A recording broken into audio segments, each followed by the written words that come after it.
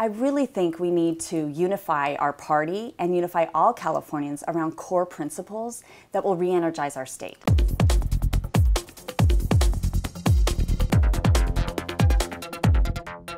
Brian Calle for Watchdog.com here with Kristin Olsen, the minority leader-elect for the California State Assembly.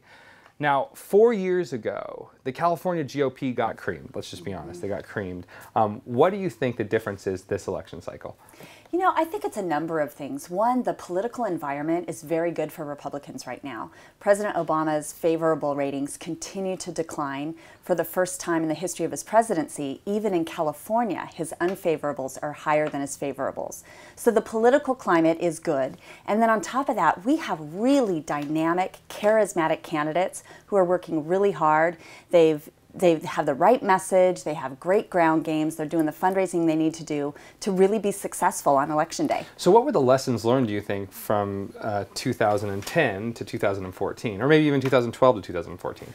You know, I think there were a number of lessons learned. Both 2010 and 2012 were really hard years for Republicans, and we needed to take a step back and think long and hard about who we are as a party, how we're viewed, what our message needs to be. And at the end of the day, as I'm stepping into a new role as the incoming leader for the caucus, I really think, in the State Assembly, yes, I really think we need to unify our party and unify all Californians around core principles that will re-energize our state. What are those core principles? That has to do with good jobs, great schools, a more transparent government that's reliable for citizens. And I think those are key principles that, one, built America, and two, that Californians desperately want solutions from elected leaders on. So that's interesting because, you know, historically the Democratic Party has been the party of education. And for whatever reason, Republicans shy away from talking about that as a particular issue. So you think that education should be put on the marquee as one of the top issues that Republicans are trying to make better and work in the state of California? I really do. It's been one of my top two priorities for the last 4 years that I've served in the State Assembly. One, as a lawmaker, I think it's so intricately connected to our long-term success economically as a state, but also as a mom. I have 3 kids, a 7th grader, a 5th grader, a 1st grader, and I want them to have access to a top quality school. I want my nieces and nephews to be able to excel in school and in life.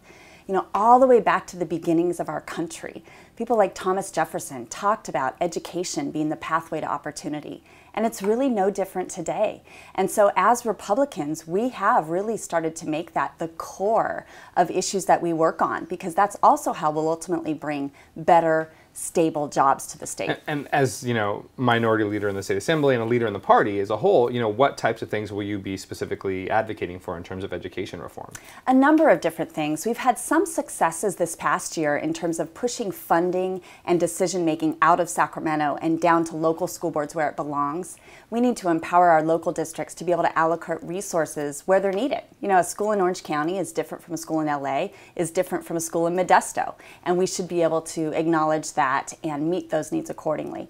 But in addition to that, we need a whole lot of education reform to make sure that we're placing effective teachers in every school classroom in California.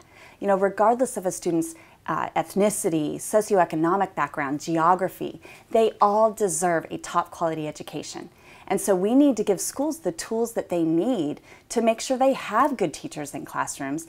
And when a teacher just isn't up to par, that they have the ability to remove that teacher and give students the better opportunity for success. So it seemed that, you know, Democrats would want better schools and better education for the kids of California, and candidates on the Democratic side of the aisle would say that. Governor Jerry Brown would say that, right? So what's the holdup? What's the blockade? Why can't the two sides come together and achieve some of these things? You know, and you would think we could, right? Because I do believe we share the same goal. We want educational excellence in California. We're 47th in the nation. We used to be in the top quartile, and we need to be again.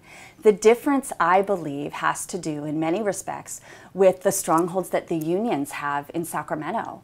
You know, oftentimes they're not representing their teacher members very well.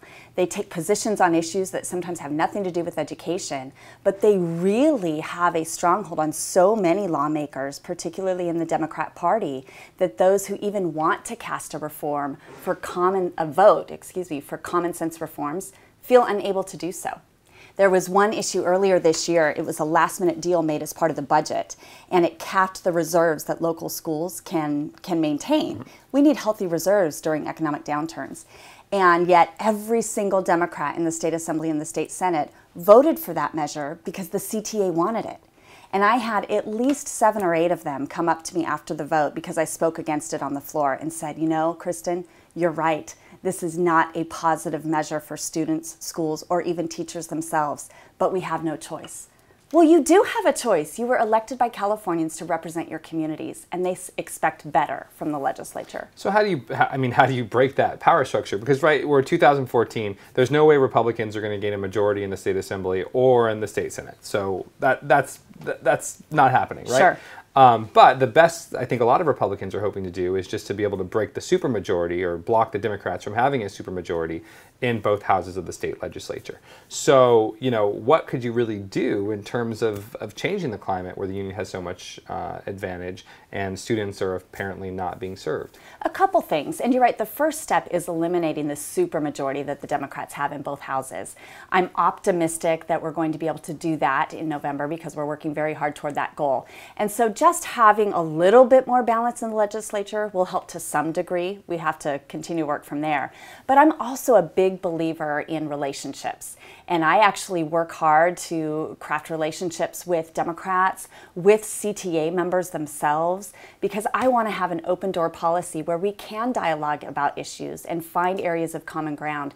And probably the best example I can offer is this past year, we passed AB 215 with the CTA's support, which is a step in the right direction. What is we need AB? to go a lot further, but it's a step in the right direction to remove teachers from classrooms when they have just conducted egregious, horrific acts against children.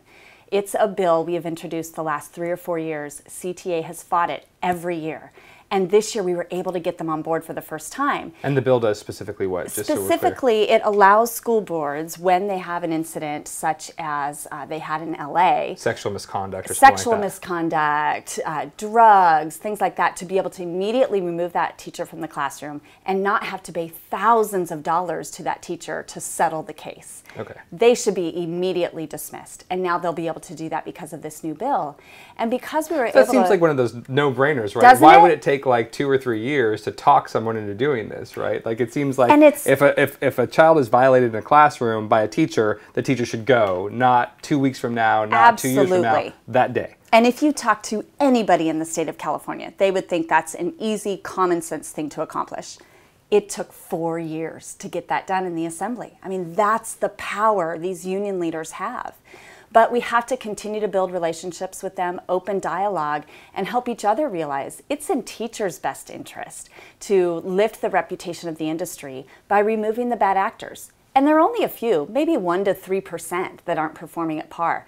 But that's 1 to 3% of California students, thousands of California students who deserve better. And so through relationship building, through offering solutions, I think we can make a difference positively for education reform in Sacramento.